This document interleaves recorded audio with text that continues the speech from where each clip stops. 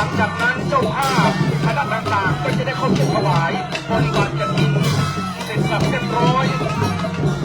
ก็จะได้ถวายผ้าป่าหางกฐินโดยมีผู้นายนะครับของท่านท้องถิ่นจังหวัดจะเป็นตัวแทนของคณะสาธุชนกล่าวคำถวายผ้าป่าหางกฐินหลังจากนั้นจะได้ถวายกับพิพิธภัณฑ์พระสงฆ์พิธีต่างๆเมื่อถวายเสร็จสับเรียบร้อยอาจารย์พระมหาพยนต์สุวรรณเมธี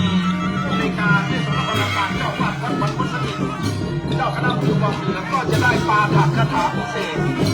สำโภชนียคาถานำพระสงฆ์ที่เป็นการให้พรเราท่านทั้งหลายจะได้กรวดน้ำและรับพรจากพระสงฆ์พิธีนั้นหลังจากนั้นจะได้กราบลาพระคณะไตรก็เป็นอันเสร็จพิธีรับของที่ระลึกจากเจ้าอาวาสอันนี้ก็คือกำหนดการทั้งหมดที่เราจะก่อเกิดกำเนิดขึ้นอีกไม่กี่นาทีข้างหน้านี้นะครับขณะที่ขบวนกฐินนะครับเคลื่อนมาจากอุโบสถแล้วครับ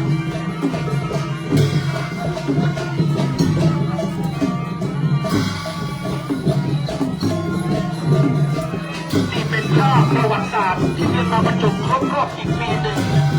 เทศกาลและกิจกรรมในพุทธศาสนาหลังออกพรรษาตักบาตรเทโรหานะเป็นค่ำก็จะเป็นฤดูกาลทอดกฐินจะไปสิ้นสุด15 ค่ำกับเดือนที่เหนือล้านนามีวันเดือน2นะครับวันเพ็ญลอยกระทงนะครับขณะนี้ผู้บริหารคณาจารย์เจ้าหน้าที่นักเรียนลำปางกัลยาณีนะครับโดยผู้อำนวยการสถานศึกษาและผอ.พิโรจน์หลังมั่นนะครับท่านรองผู้บริหารครูอาจารย์โรงเรียน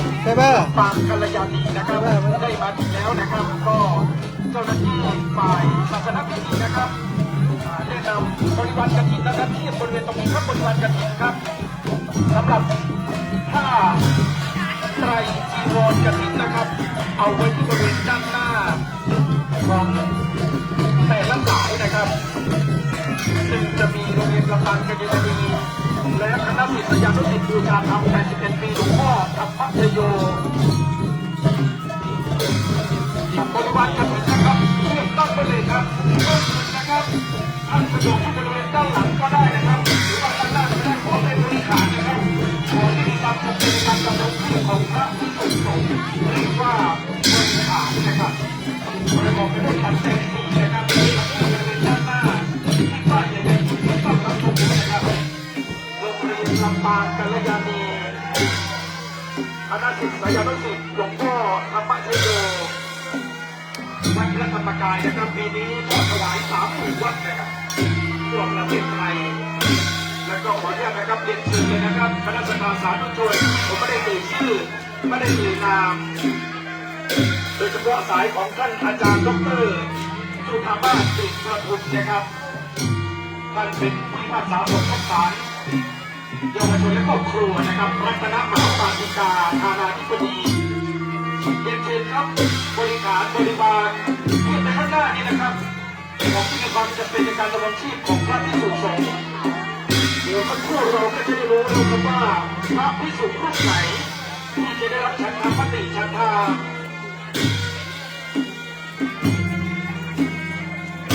นุมัตินะครับจากคณะสงฆ์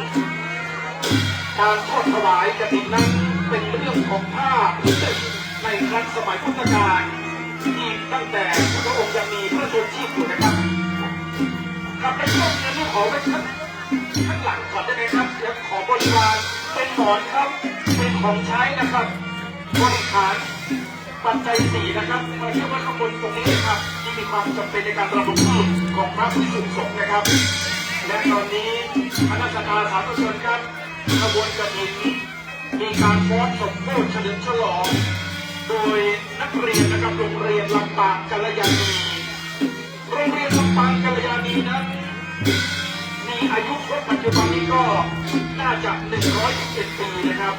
ถ้าจำไม่ผิดนะครับเนื่องจากว่าเพิ่งครบ109 ปีไปเมื่อปีกลายได้ทำบุญใหญ่นะครับเมื่อปีกลายครบ109 ปีโรงเรียนมาประจบปีนี้ก็น่าจะเข้าปีที่111 ปีโรงเรียนลำปางกัลยาณีตอนนี้น้องๆนะครับโรงเรียนลำปางกัลยาณีกำลังฟ้อนเชิญฟ้อนรายฟ้อนระบำสายไหมซึ่งเป็นอัตลักษณ์ เพลงที่ได้ยินนี้ชื่อว่าเพลงโต๊ะเส้งนะครับโดยแม่ครูอำนวยโต๊ะเส้งนั้นเป็นท่วงทำนองเฉพาะนะครับของแผ่นดินล้านนาก่อกำเนิดเกิดขึ้นที่จังหวัดลำปางในยุค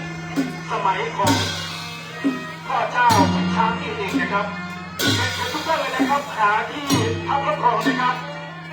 คณะกรรมการครับช่วยนำเก้าอี้นะครับมาถึงด้วยนะครับขณะนี้คณะอุบาสกอุบาสิกาที่มาร่วมนะครับบริเวณบนพื้นที่ด้านในอาคารสถานที่ถวายจัดถึงทานนะครับเต็มไปหมดแล้วนะครับขอคณะกรรมการของเราได้นำเก้าอี้ที่นั่งพักรับรองให้กับ